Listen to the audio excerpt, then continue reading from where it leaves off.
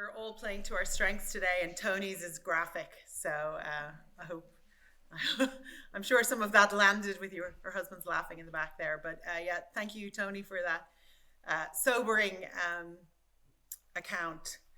And to balance Tony, we will now have Father Edward Flynn, CSSP. He didn't really want me to have a bio for him because he really doesn't like to talk about what he's done and everything else, but he will share the journey that he's been on that brought him to 5 years ago, really commit and devote, literally devote. He's an absolute devotee to prevention for fistula. And if you talk about eradication, he gets upset because he really wants you to talk about prevention. But I do want to point out that at the moment, the waiting list in most countries in sub-Saharan Africa are estimated at 87 years. So that won't be very good for most people on that list, obviously. So I find that personally very upsetting. The other thing I want to point out as Edward comes up is that over 100 years ago, we made it so that obstetric fistula was not an issue here in Ireland to the rate that it had been. So one of the things that we do know is that prevention is possible. So here to talk about prevention, his favorite subject, is Edward Flynn.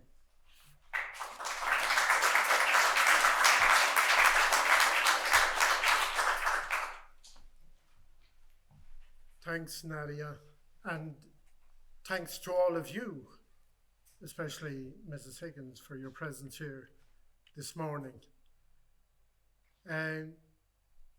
Heartwarming and fistula are two concepts that don't usually go together. But for me this morning, it is heartwarming to see your response to our invitation to be part of our campaign to prevent obstetric fistula. Now, I have a text, so don't be afraid.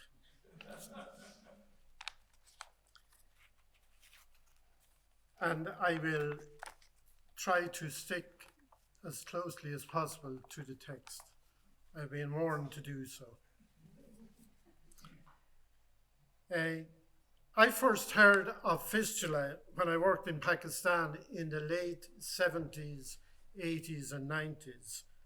And I got to know a surgeon there, Dr. Sher Shah Syed, who established a hospital on the outskirts of Karachi for repair and rehabilitation of women and girls. And in conversation, he helped me to appreciate and understand this devastating condition that so many women and girls in Pakistan lived with and continue to do so.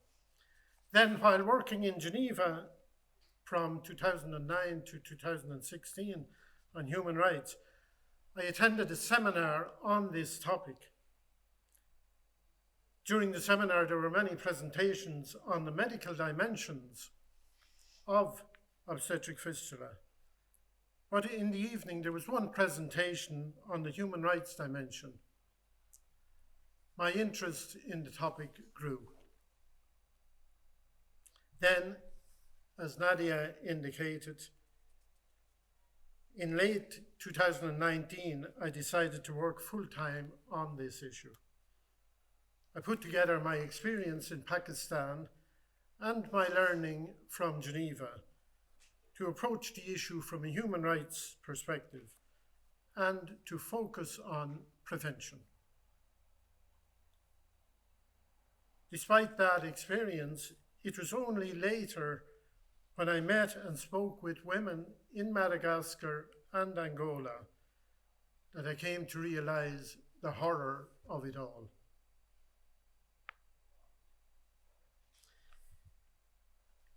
In 2015, all member states of the United Nations, including Ireland, adopted the 17 Sustainable Development Goals. These goals are part of the 2030 Agenda for Sustainable Development. The Sustainable Development Goals are the UN blueprint for a better and more sustainable future for all of us. They address some of the global challenges we face. Many of the goals outlined in the Sustainable Development Agenda are very relevant to the situation of women and girls living with or at risk of developing obstetric fistula. Goal 1 is related to extreme poverty, which is very relevant, and Goal 3 is about healthcare, and we have heard how important access to emergency obstetric care is for prevention.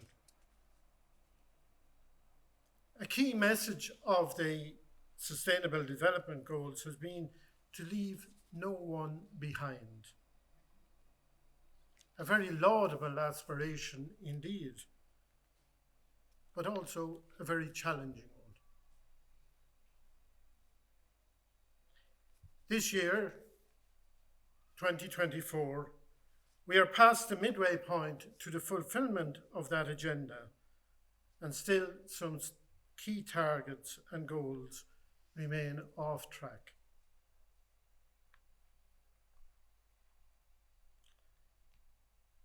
There are many women and girls in 55 countries across the globe living on the economic and social margins of society that are being left behind. And we would include among those women living with and at risk of obstetric fistula. This is the reality. We have seen this firsthand from our visits to villages and hospitals during our visits to Madagascar and Angola. The estimates for the number of women and girls living with obstetric fistula vary from approximately 700,000 to 2 to 3 million. And clearly, one of the challenges facing us is acquiring accurate data on this devastating and frustrating condition. This is compounded as many women and girls living with or at risk of fistula live in remote and rural locations. As you have heard from previous speakers, over several decades, Irish doctors and surgeons have made a very significant contribution towards the healing and rehabilitation of women and girls who have suffered with this devastating condition. And I would remember especially Dr. Michael Breen, whom I visited in Tamasina in Madagascar a little over a year and a half ago, who continues to do Trojan work in many countries in Africa. He will soon visit Angola, where we visited, for the more difficult surgical repair operations. He is well known and he has extensive experience on repairing fistula across Africa. Launching a campaign at this point in time, we believe, will re-energize our collective efforts, bring an end to obstetric fistula. In many parts of our world, fistula has been eliminated through repair and prevention. Everywhere we hear and read that this is a preventable condition. Prevention makes perfect sense, even economic sense, as Tony has already pointed out. Rough estimates indicate that a repair operation costs approximately €600 and a caesarean operation costs about €300. While the emphasis of our campaign is on prevention, we are not blind to the absolute necessity for repair operations, and we support and encourage this work where possible. However, in the first instance, women do not need to suffer.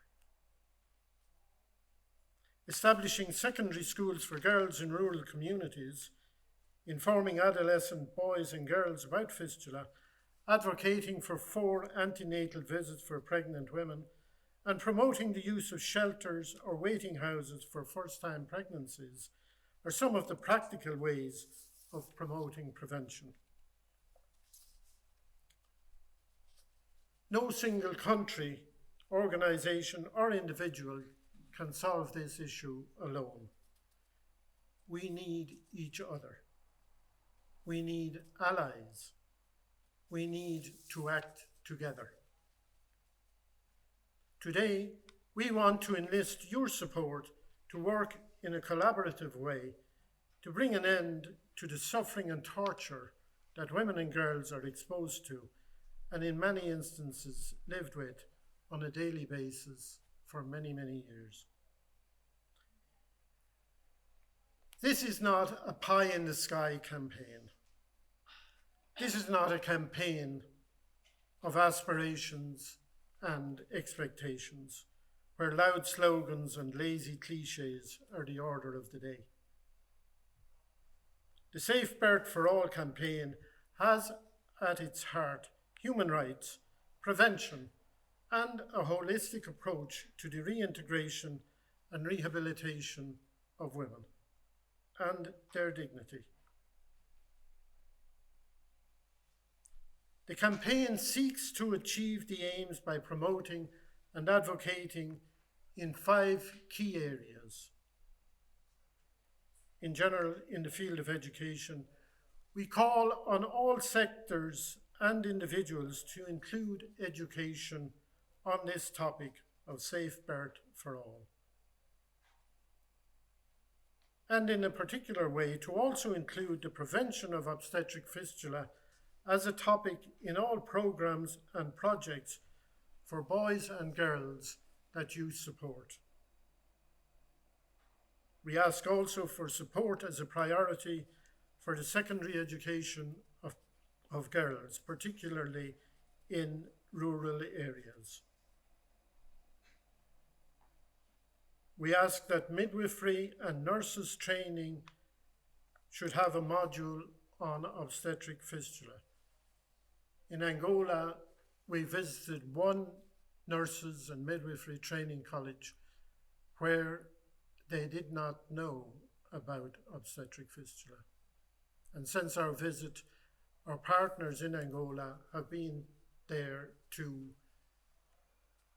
instruct them and guide them in attending to this issue.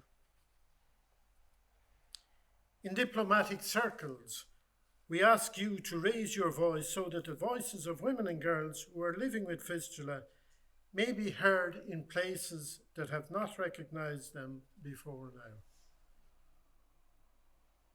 Engagement with key stakeholders, and engagement might mean just having a conversation about the topic. So engagement with key stakeholders and activists in all intergovernmental, government and non-government organizations, we encourage that you participate in those. In advocacy opportunities, we urge everyone to ensure the rights of women and girls as a priority. And the rights include access to health, the right to a decent standard of living, rights of the disabled, the right to education, the right to live free from violence, and not to be discriminated against as a woman. And there are many other rights that are also relevant. And I know this is an intersectoral issue, and from my work in Geneva, I know that it is possible, even in Geneva at the UN, through the Human Rights Council, through the Office of the High Commissioner, through the various treaty bodies, and with the special rapporteurs on extreme poverty, on health, and on disability. It is possible to enter in and to have a conversation and to effect change. In the domain of health, there are a myriad of actions that can be taken. I will mention just a few. The provision of basic medicines and equipment and supplies. Nothing fancy or expensive required. Sometimes it's the basics that are needed. And then improved standards of training for nurses, primary healthcare teams, community health workers, midwives, and surgeons. These are essential. Sometimes the standards we have seen in places in different countries have not been up to the required standard. The reality is that about 50% of all deliveries in impacted countries are home deliveries attended to by traditional birth attendants, who are generally experienced elders in the community. A key part of the health training programs must include this cohort of women. And finally, communications is another area in which we intend focusing on. We need to give consideration to the ways health training information is imparted at community level. Storytelling, dramas, visuals, community liaison workers, radio, and the use of all these areas, these media, are most appropriate here in the context of rural communities. Through a variety of mass and social media outlets and through your individual networks, you can amplify the voices and reality of women and girls who are impacted or live with or at risk of living with fistula. And the message is simple. This condition is preventable. As has been indicated to you, you will be able to share the video that was shown, and hopefully there will be a recording of this event, which you can also use for advocacy purposes. More information will be available for those who have requested it, either from myself, Tony, or Nadia. Finally, by making prevention a priority, together we can make a difference.